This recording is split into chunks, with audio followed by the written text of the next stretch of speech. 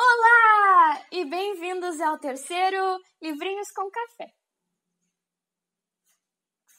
O livro de hoje vai ser um livro que faz parte do vestibular, como disse meu pai, desde que ele fez o vestibular, então acredito que isso seja muito tempo atrás, e que ele também é bem cobrado nas questões de vestibulares que não cobram ele como livro obrigatório. É o Vidas Secas, do Graciliano Ramos, é um escritor modernista, que trata da temática da seca do sertão, das condições precárias do Nordeste. Aí eu ia começar o vídeo trazendo uma citação de um moço chamado Hermenegildo Bastos, que escreveu o pós-fácil da edição da editora Record. E ele diz o seguinte: a natureza não é, então, paisagem. É o outro do homem, lhe impõe limites a partir dos quais ele trabalha e submete-se aos imperativos da escassez e da necessidade. Ou seja, o espaço, a natureza aqui, vai limitar tudo o que o homem faz. A vida dessas pessoas, dos personagens dessa história, são afetadas diretamente pelas condições do ambiente, que não é algo tão presente na nossa vida hoje em dia pela modernidade, por a gente morar em cidades, porque a gente não depende tanto das condições com todas essas artimanhas, artificialidades que a gente tem hoje em dia. É um livro, então, que traz a temática do sertão e traz também a história de uma família. É o Fabiano, que é o pai, assim a Vitória, que é a mãe, o filho mais novo e o filho mais velho, que não tem nome na narrativa, e eu acredito que eles nem nome tenham realmente, que os pais nunca tenham batizado eles, e a baleia. A baleia é um cachorro. Eles moram no sertão, ela não é um peixe. Ok? A baleia é o cachorro deles, é a companheira, e ela faz parte da família como um ser humano. Ela está muito presente lá, e inclusive a baleia tem os seus pensamentos, a sua consciência presente nos capítulos. O que acontece? O seguinte, é narrado em primeira pessoa, é o narrador, e que aparece em alguns momentos críticas, pensamentos, opiniões de uma pessoa que não é um dos personagens, esse é o narrador. Mas também, ao mesmo tempo, cada capítulo tem uma perspectiva de cada personagem, principalmente. Tem vários capítulos? Não, porque são poucos capítulos, é uma obra pequena, de umas 130 páginas, mas a grande maioria dos capítulos são do ponto de vista do Fabiano. Assim, a Vitória tem um em específico dela e os filhos também, assim como a baleia. E o que deu origem ao livro, na verdade, foi o capítulo A Baleia, inicialmente um conto, que depois o Graciliano Ramos transformou, então, no livro Vidas Secas. Então, tem o capítulo dos meninos, um para cada um, o capítulo da baleia, que foi o início da história, o capítulo do Fabiano, que na verdade é mais de um, mas ele tem também o capítulo com o nome Fabiano, que é exclusivamente do ponto de vista dele, e o da Sim a Vitória. Os outros, se eu não me engano, todos são do ponto de vista do Fabiano. Vamos pensar assim. A história conta o seguinte, ela se passa no meio tempo de um ano, e aí ela começa no período da seca, em que a família e a baleia faz parte da família, então quando eu falo família, incluam ela junto, em que a família está passando por esse período de seca e está procurando um lugar onde eles possam ficar. E eles têm só um resto de água, eles não têm comida, eles estão passando mal, com as pernas com feridas abertas, tanto que logo no início, o momento o filho mais velho, ele simplesmente capota, ele cai no chão, ele não sabe o que está acontecendo, porque ele está numa condição muito ruim. E aí eles estão procurando um lugar que seja melhor do que onde eles estavam antes, que foi atingido pela seca. Aí eles acham uma fazendinha pequena, uma fazendinha pobre, que tem um patrão, só que o patrão não mora lá é onde fica um funcionário dele, e é lá que eles criam as vacas, os bodes e os porcos. Eles têm espaços separados para isso, tem alguma parte da vegetação da caatinga e é perto de um rio que cruza, só que no momento da seca aquele rio fica seco. Então, o que acontece? Eles acabam parando lá, esse patrão toma conhecimento e contrata a família deles. Aí passa esse período em que não é a seca e eles ficam morando lá até o momento em que o rio seca e eles ficam sem condições de novo. Aí termina o livro com eles indo em direção, caminhando de novo, em condições precárias, no meio da caatinga, no solo arenoso, E aí eles estão procurando um lugar que seja melhor ainda. O objetivo, como eles dizem no final do livro, é chegar num lugar onde seja a cidade, onde tenha água constantemente, onde tenha condições para os filhos terem uma educação, para eles conviverem em sociedade. Porque o que eu foco no desenrolar do livro é como eles são diferentes das pessoas que moram na cidade. Tem uma vila que é ali perto, que quando eles querem comprar alguma coisa na feira, ou negociar, ou tomar uma cachaça, como é o caso do Fabiano, ele vai até lá. É sempre ele. Ele só leva a família numa ocasião que é no Natal, porque daí todos que moram nas fazendas ao redor se encontram ali, como se fosse numa mini celebração, uma comemoração. E eles se comunicam por poucas palavras, por gestos, sons. Quando eles vão nesses lugares onde tem mais pessoas, que eles captam palavras diferentes, que eles tentam inserir na conversa deles, mas eles não fazem ideia do significado.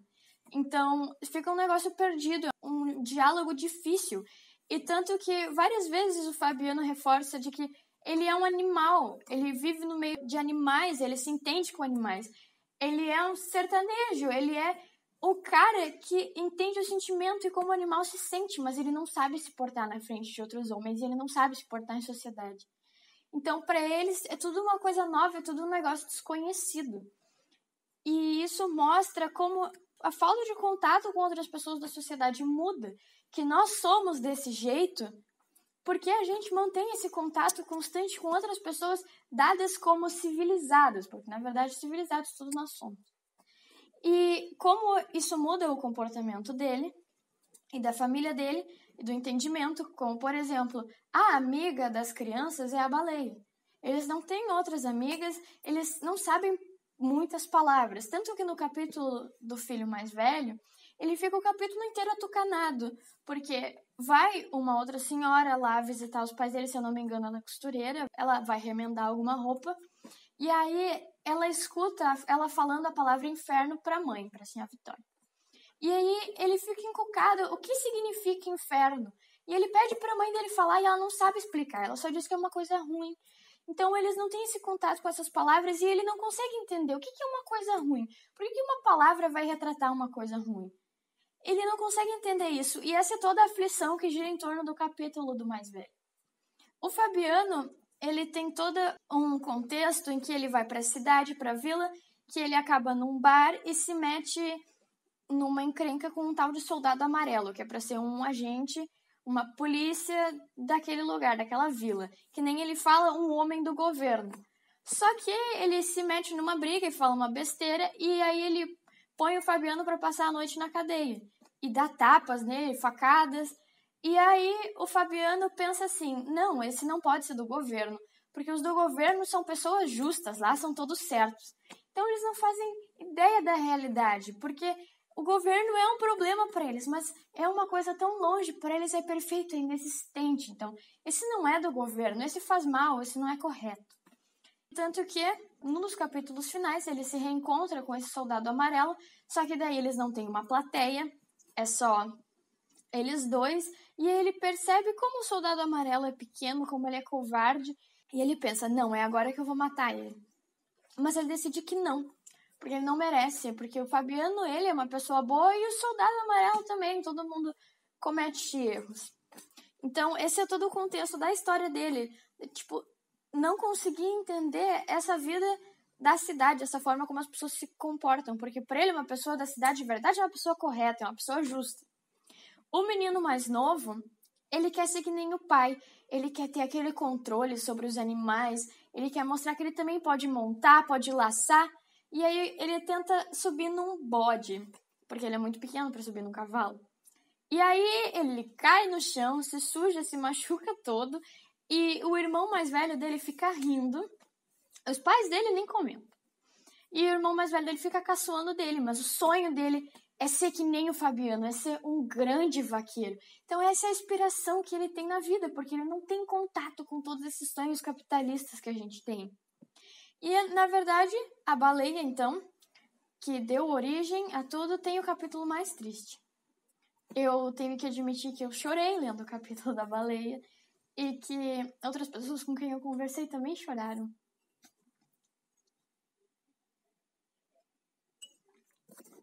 Porque ela tá muito mal, ela tá doente, ela tá com feridas na boca, com o rabo em pedacinhos, ela tá muito, muito magra, as costelas dela estão à mostra. E aí o Fabiano pega a arma e decide que ele vai ter que matar ela, porque ela tá sofrendo. Aí ele vai lá e atira nela, e aí ela morre meio inconsciente assim, e ela fica pensando no cheiro dos preás, que ela gostava de caçar ali perto. E aí ela morre, pensando que ela vai sentir falta dos meninos que eram os amigos dela e da família dela. Então é uma parte muito triste.